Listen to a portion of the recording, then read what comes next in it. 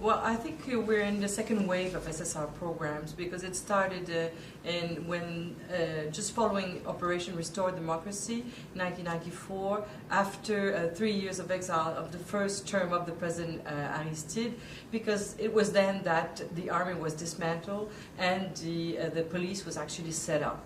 Now we're assisting a second wave because we're having a second time a peacekeeping operation with focus on supporting the police. So it's been like 2 waves of SSR. It's about 1995 when the police was first implemented and the army was disbanded. So that's when the concern for security and the rise of political violence, basically among all the vulnerable populations in Haiti, mainly in the slum areas, and also in the city, in the main city.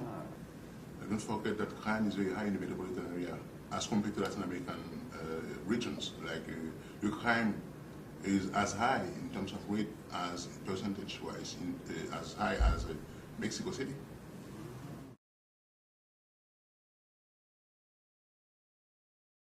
Now Haiti has been going through a long time under authoritarian regimes. So 1987 is the turning point whereby the new constitution of 1987, after the fall of the Duvalier regime, it is stipulated in there that we need to build a democratic state with strong insistence on 2 things, on local governance and local economic development. If in power is not going to be centralized anymore in the main city of Port-au-Prince, but power has to be held at the community level and at the communal level, at the rural section level. So you can't build a democratic state without ensuring that you have a new scheme for public security. Because before 1987, before the fall of the Duvalier regime, security means in Haiti, it was the presidential family security. So we benefited from their from security because of them, because of those who were in power. Now the whole issue of security has changed. Security becomes public security. It's not just presidential security. It's public security for citizens. So it's a very important theme for the construction of democracy that we have been trying to do for about 20 years, from 1987 to up to now. And I'd add up to that the first period, 95 to 2000, ended in the only security apparatus being the police, being invaded, it's not the proper term, anyway, being... no, the integration of bad elements, corrupt elements, and politicized. So, as a matter of fact, the apparatus of security was becoming very, very weak. So there's definitely a need. It's the only apparatus of security that exists. There's definitely a need to rebuild it, to reform it, and to maybe reshape the whole security system. Talks are on the way, but as of yet, for the second force and other elements of the security, it has not been presented publicly. Don't forget we don't have an army, right? Yeah. The army, in the constitutions, Haiti has the right to have an army, but actually it was disbanded by Aristide in 1995. So the police become a core element to ensure security, but they're facing all kinds of problems. And we do have to think about the second force, yeah, because it's stipulated in the Constitution.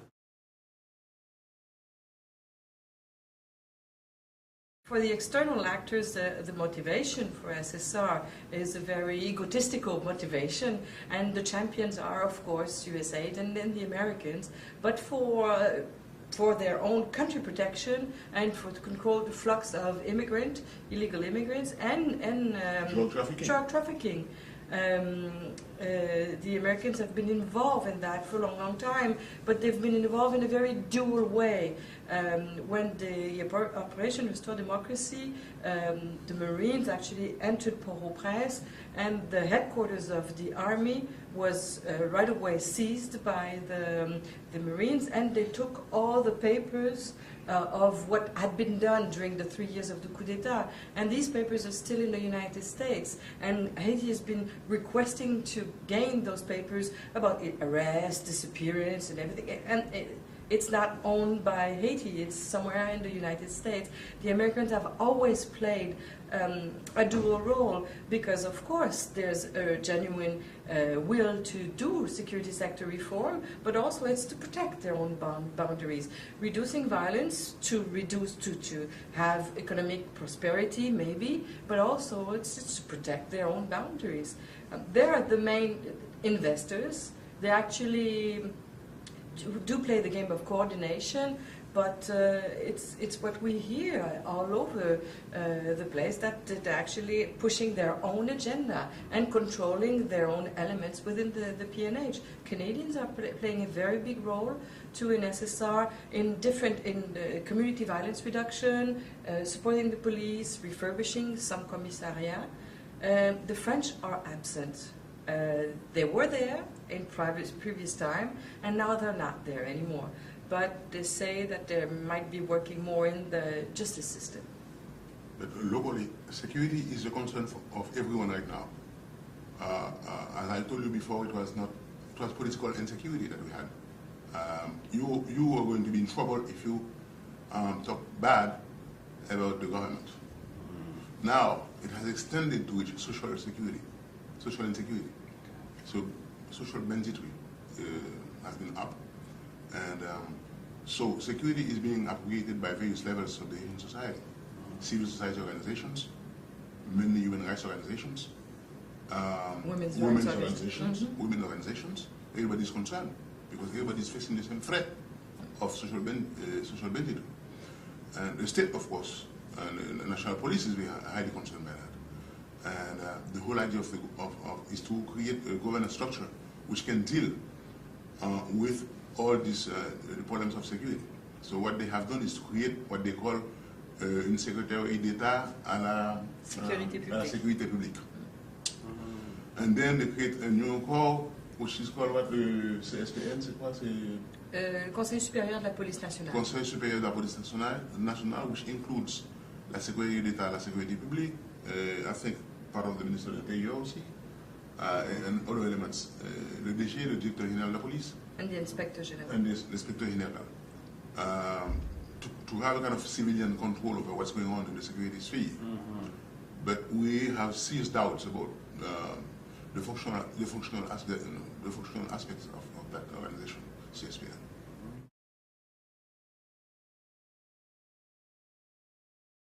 The police reform is very important, as Isabel will tell you about the problem of justice reform.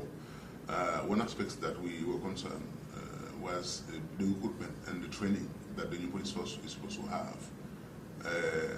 Because they are really used with a tradition of an army tradition, which is basically based on force. Now we're learning to handle not only force but also consensus. So the training aspects of it, the recruitment aspect has to be very objectively done, because under the regime of the regime, the recruitment was done on a personal basis, political loyalty, as well as promotion within the rank of the police. Now the whole design of the police is to include elements which have not only moral values but also competence intellectually, and we are concerned with civil society. So that's one aspect about the recruitment. The training, of course, we have foreigners and local trainers, and that will have to be also put in a good framework so that we avoid problem of communication and we avoid problem of national sovereignty, because Haitians are very sensitive when you are telling them what to do. They don't quite much like that. And also they have to learn how to monitor their own activities, how to handle the archives, all kind of things. Now, I don't know if you want to talk about that. Well, second force. We're supposed to have a second force. Debate should start, but maybe there's no political will to have a second force. but still it's mentioned in the constitution, so it will have to happen. And security sector entails also the justice sector and the penal sector. There is reform in the penal sector, refurbishing prison, but ameliorating too the prison system. It benefited from a lot of support from previous mission prior to 2000, and there are still traces of that. But still, there has to be more training for correction officers. Justice system is really lacking, and it's so difficult. And lately we've been at a meeting with SIDA, and what they say is that they're not the only one not being very interested in actually plunging in that field, because it is so difficult, and also because it's got to be done when there's national debate about it. There was less problem about reducing violence because it affected everyone, and everyone had a stake at it. But justice, it does affect everyone, but it does not affect it maybe on a daily basis unless you have to deal with justice.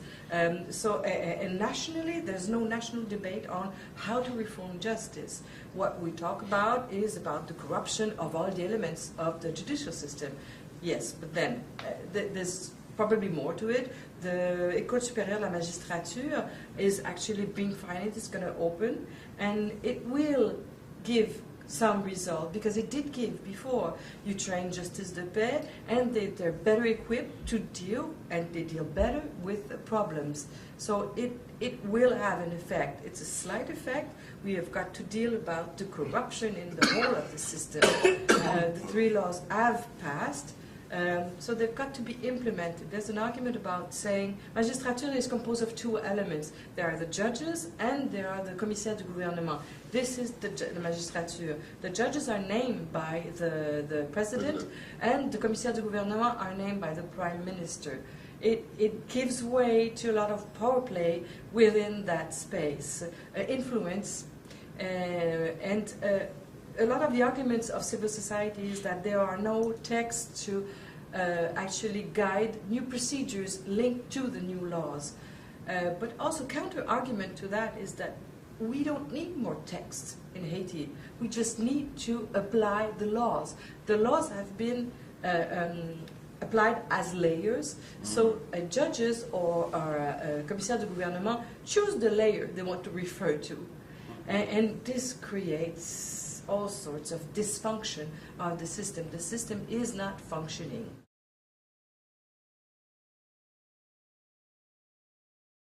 I think the police are very frustrated. Policemen that I met are very frustrated. When somebody will go in jail, and then later on they will see the person on the street. They say, mend it. I mean, it's extremely frustrating for them. So that I remember once I went to visit a prison, and one of them told me that you are responsible for insecurity in the country. So I told him, how? He told me, you are from the human rights organizations. You don't let us act the way we're supposed to act with the bandits. So I think frustration is really high. And it might be illustrated by that, although it might be a caricature, what I'm about to say. There's a new law that has just been passed on kidnapping. And actually there was some kind of a debate inside society. Of course, civil society participated, but what you could hear on the media is bring back the death penalty. Yeah. So then, and of course there was lots of voices in favor of that, because you don't need the justice system then. Just kill the person, so it's okay. I'm caricaturing maybe. No, I think it's a very important point. If you cannot deliver justice, people will do justice to themselves, according to their own means. And you know what? There are basically very sure of impunity. So what happened are the conceptions of public security is kind of an old conception of public security. They are asking back for the army, basically, to be re-implemented. The second force is this idea. In the Constitution, there's supposed to be 2 security forces, the PNH and a second one. Since the army was dismantled, we have to think of a second force.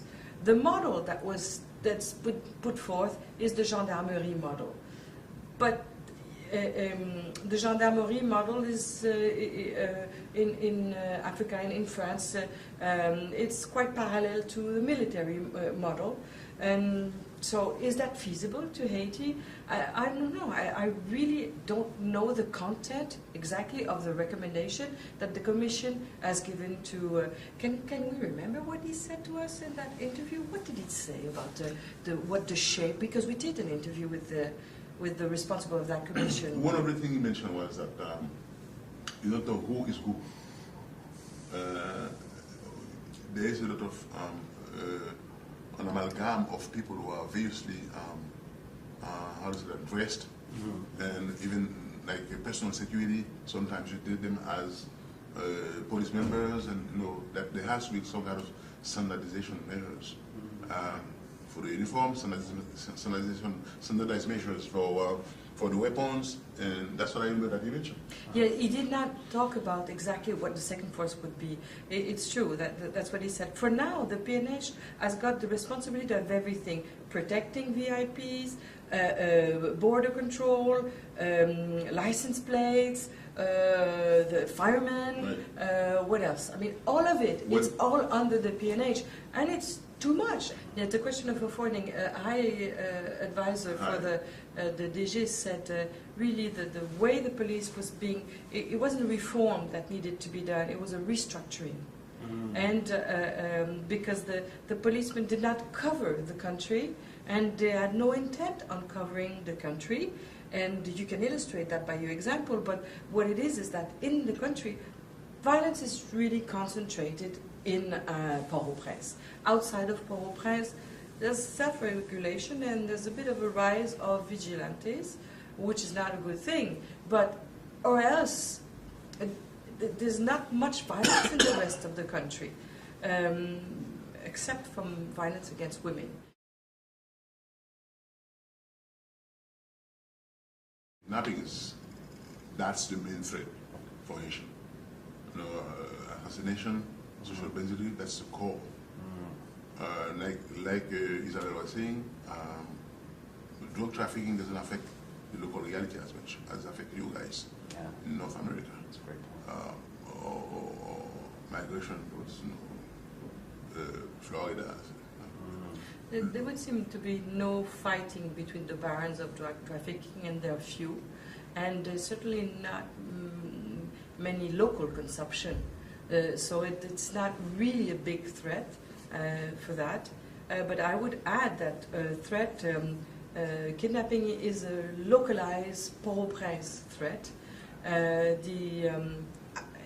In rural areas, land dispute is a major element, and it does end up in killings. And what has changed is the circulation of small arms. Small arms come with drug trafficking, and that is a major threat, and that's a local threat, because what happens is that land dispute used to be settled with machetes, now they're settled with guns, and it ends up in much more arm-related, weapon-related violence. And that is something that has changed radically throughout the country. Now you could rent a gun in some secondary cities for something like $10 a day. So you can rent a gun. They're coming into the country, they come with drug trafficking. With drug, you have arms. Always. It's always linked together. They can come through the border, Dominican Republic, and they come by sea all over the place. Don't forget that the human organization, human rights organization guys told us that when they disbanded the army, it's over the radio that people heard that. The army members heard that. So they did not turn back the weapons. And I remember that in 2004, in the last days of Aristide, because the conflict was escalating, lots of influx of arms came in, and there were actually arms that were from the South African police department. that came from, and well, there was speculation on why then Aristide is now being hosted in South Africa.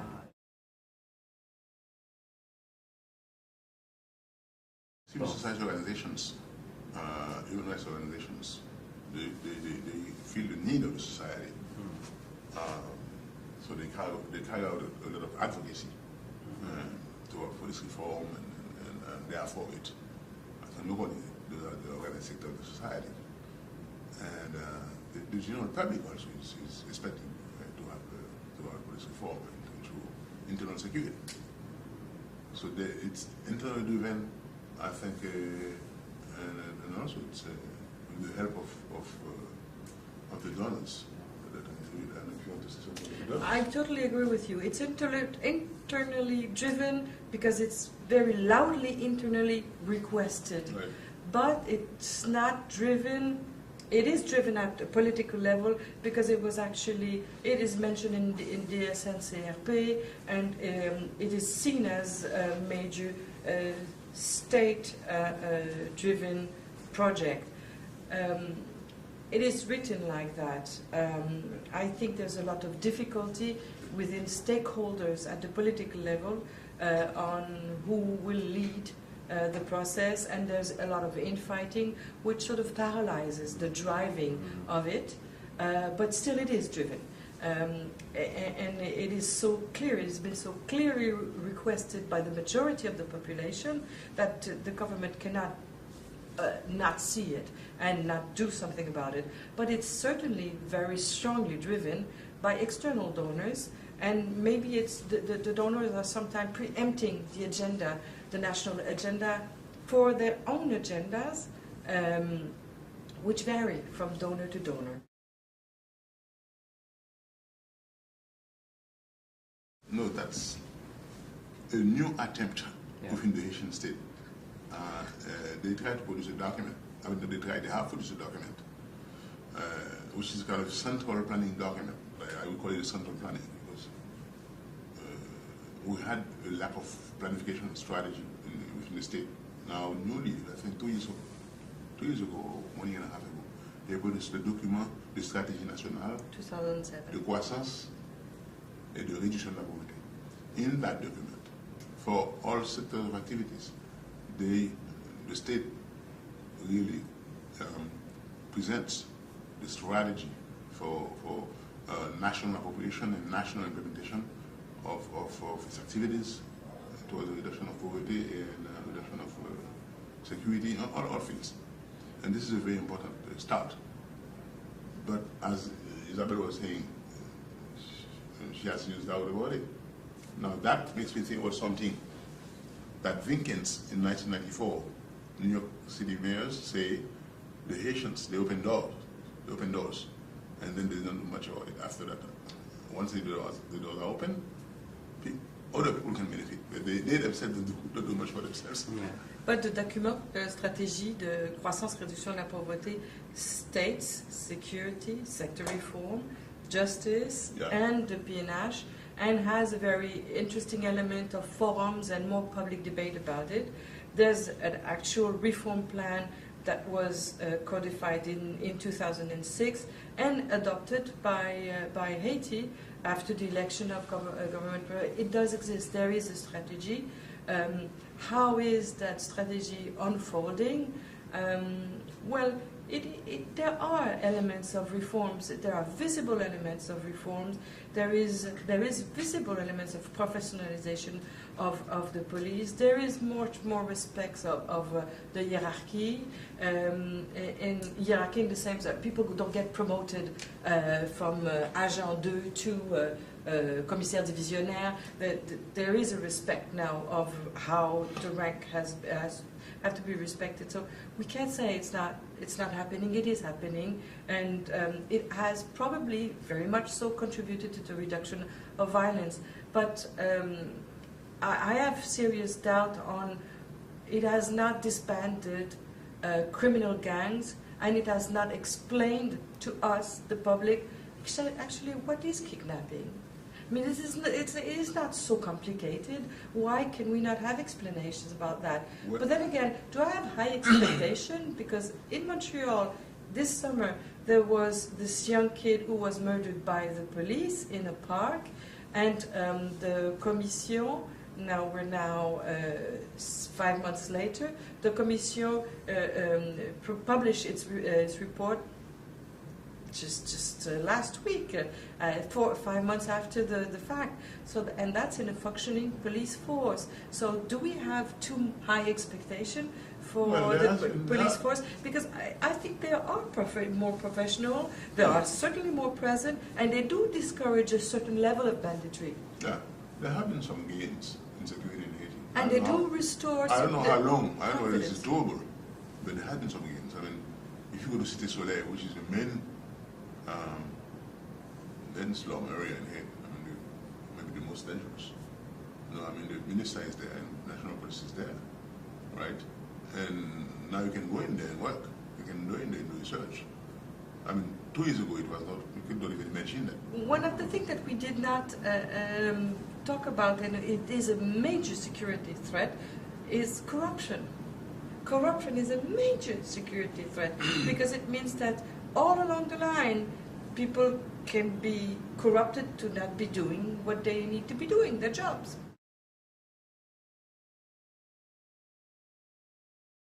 Well, we try to talk to parliament members, and as we understand it, there is no communication between parliament and the presidency, and there is no transmission of files, which the parliament members are not really informed about what's going on with the presidency. And we have about 12 or 15 ministerial departments, and each department is supposed to have an oversight coming from the Senate. But each Senate commission has only one member, which means it's impossible for a senator to control what's going on in the department. So I would say oversight is very thin, not to say is quite impossible. That's my opinion. Yes, the quality of the relation between the executive and the legislative is very, very bad. I think so. It's even worsened. It's hyper-centralized state, and too much control from the president, and much less control elsewhere. So you have one of governance, right? Lack of governance in there because there's lack of control of the police, of the security sector by parliament. So we end up having local organizations and unionized organizations, trying to make some kind of oversight over police behavior. And the corruption, there's UCREF, Unité de lutte anti-corruption, which has devised, with the help of USAID and maybe other donors, but I don't know, mechanism that were implemented in all ministries in order to be able not to divert funds. Which means, well, in essence, the result is we've been reconducting budget for the last 2 years. Budget in Haiti is 1st of October to the 30th of September. We have not spent our budget for 2 years. We've had major hurricanes, we've had, we're a super poor country, and we are not able to spend our own budget. So it's because of the laws that have been implemented that to be spending the money is being more complicated.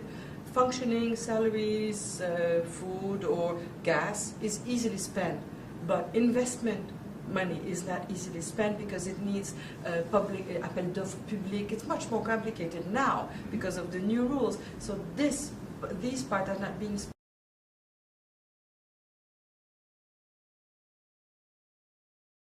I think most members of the police force are not aware of the existence of a reform plan, of a reform that the reform is undergoing.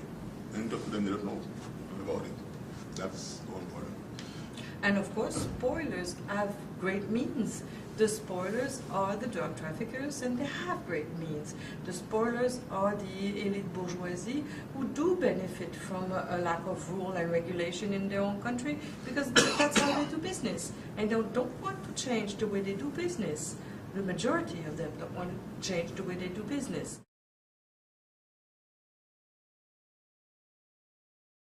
Coordination issue is a major problem. There's lots of actors, and there are actors who think they're important but have no money. And the reality of it is that you're an important actor if you have money. Therefore, the people in charge, the institutions in charge of coordinating are the ones with lacks of fund. So they lack a bit of the credibility to coordinate. That being said, there is certainly a real desire to coordinate better, and it's not to say Canada is doing good things just to please Canada, but Canada is doing good things in trying to coordinate. It has just recently set up a community policing working group in order to better facilitate coordination, and it has worked, and it is trying to coordinate, doing it with institutional capacity building at the for the PNH. So coordination, it takes time, it costs money, and on the Haitian perspective, is that really worthwhile, because so many people, they speak of different voices, so it's a pick and choose. And sometimes the Haitian side is that, okay, this one is much better with this. I am not convinced multilateralism is necessarily the best thing, because we always have in this type of dialogue the counterpart that wants to choose who he wants to deal with, and I think it really is, that's what is ownership is about. Haitian state should decide how it wants to manage coordination. The Ministère du Plan is doing a great job in trying to coordinate. It's been doing a great job for the past 3 years trying to coordinate, but there's a lot of reluctance on the part of donors, reluctance to trust the state. They've been burned, okay, that's for sure. There's a bit of reluctance, so we play the coordination game. Sometimes it works, and sometimes we hide behind the fact that it's not working. At some level it is working, at others no. But still, it's taking a lot of time, and coordination is just meeting after meeting after meeting. Things have got to be implemented.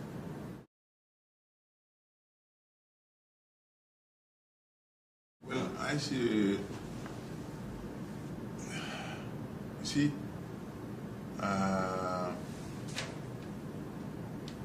the vitality of the people is still there. I mean, they're still waiting.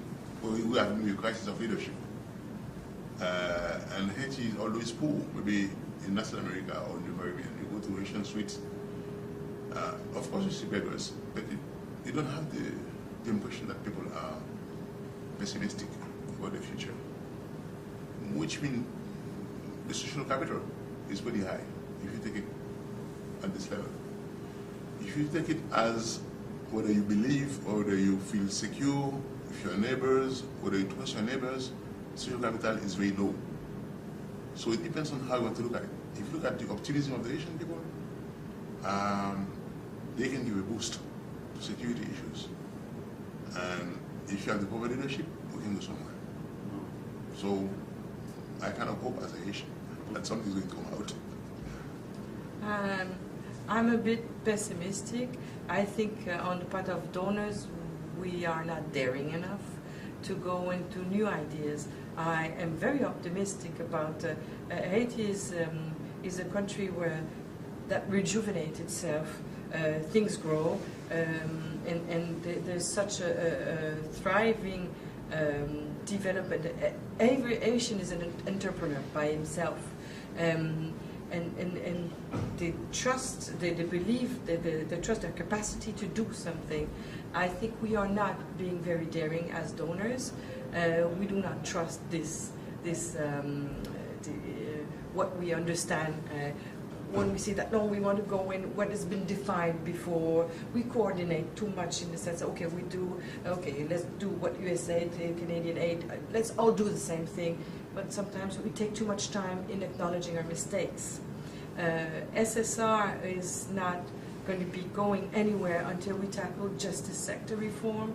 And if we are too timid to go into it, if we wait too long, all the good efforts that we're putting into the first element and the last element are going to be doomed to fail, and it's going to be doomed to generate too much frustration.